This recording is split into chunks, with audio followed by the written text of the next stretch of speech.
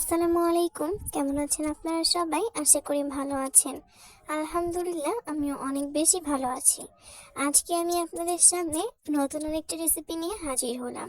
আজকে রেসিপিতে দেখাবো কিভাবে খুব সহজে এবং একদম লোভনীয়ভাবে ধনিয়া পাতা ভর্তা তৈরি করতে পারবেন, যেটা কিন্তু যে কোনো কিছুর সঙ্গে অনেক বেশি মজা লাগবে। তো চলুন আজকের রেসিপিটি তৈরি করা যাক। তো সেজন্য আমি এখানে প্রথমে ধনিয়া পাতা নিয়েছি।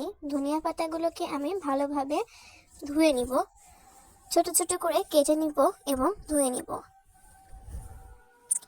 আর আজকের রেসিপিটি কিন্তু শুরু থেকে শেষ পর্যন্ত দেখবেন, তাহলে অনেক বেশি মজা করে আজকে এই ভর্তাটা তৈরি করতে পারবেন। ধনিয়া পাতাগুলোকে ভালোভাবে কেটে ধুয়ে নেওয়া হয়ে গেছে। এখন আমি একটা কড়াইয়ে পানি দিয়েছি। পানিতে এখন আমি এখানে দিয়ে দিচ্ছি ধনিয়া পাতা।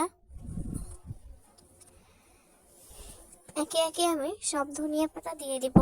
আর এই ধনিয়া পাতা ভর্তা কিন্তু ভাত, রুটি বা যে কোনো চিতই পিঠার সঙ্গে কিন্তু খেতে ভীষণ মজা লাগবে। আর এখন আমি এখানে দিয়ে দিচ্ছি পেঁয়াজ, মরিচ আর অল্প কয়েক কোয়া রসুন। আজকের এই ভর্তাটা একটু ঝাল ঝাল করে রাখবো, সেজন্য এখানে ঝালের পরিমাণটা একটু বেশি দিচ্ছি। আর সাথে দিয়ে দিচ্ছি স্বাদ মতো লবণ। এখন আমি একটু নাড়াচাড়া করে দিব। এইভাবে করে কিছুক্ষণ নাড়াচাড়া করে দিলাম। এখন আমি এই ধনিয়া পাতাগুলোকে ভাপিয়ে নিব। এই ধনিয়া পাতাগুলোকে ভাপিয়ে নিতে হবে কিছুক্ষণ ধরে। এভাবে করে কিছুক্ষণ নাড়াচাড়া করা হয়ে গেলে এখন আমি একটা ঢাকনার সাহায্যে ঢেকে দিচ্ছি। আর কিছুক্ষণ পর দেখতেই পারছেন ধনিয়া পাতাটা কিন্তু কমে গেছে। ধনিয়া পাতাগুলো কিন্তু আরো অনেক বেশি কমে যাবে। আর কিছুক্ষণ ধরে ভাপিয়ে নিতে হবে। আর কিছুক্ষণ পর কিন্তু ধনিয়া পাতা আরো অনেক বেশি কমে গেছে। এভাবে করে কিন্তু কিছুক্ষণ ধরে ধনিয়া পাতাগুলোকে ভাপিয়ে নিতে হবে। আর আজকের রেসিপিটি শুরু থেকে শেষ পর্যন্ত দেখবেন।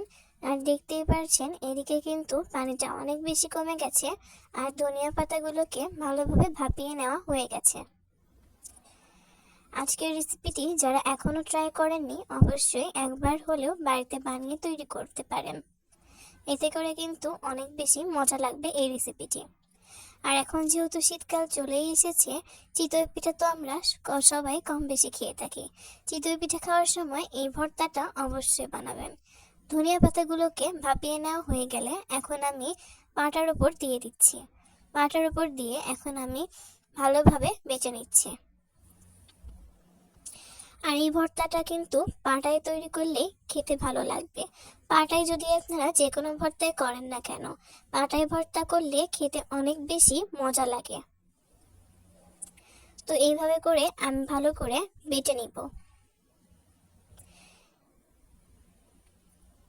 আর হ্যাঁ, এই রেসিপিতে কিন্তু তেল দেওয়ার কোনো প্রয়োজন নেই। এই রেসিপিটা খেতে এমনিতেই অনেক বেশি মজা লাগে।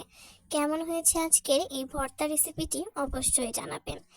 এই রেসিপি তৈরি করতে কিন্তু কোনো প্রকার ঝামেলা করতে হয় না। খুব কম সময়ে এই মজাদার রেসিপিটি তৈরি করে ফেলা যায়। তো আশা করব ভালো লেগেছে। সবাই ভালো থাকবেন, দোয়া রইল সবার জন্য। আল্লাহ হাফেজ।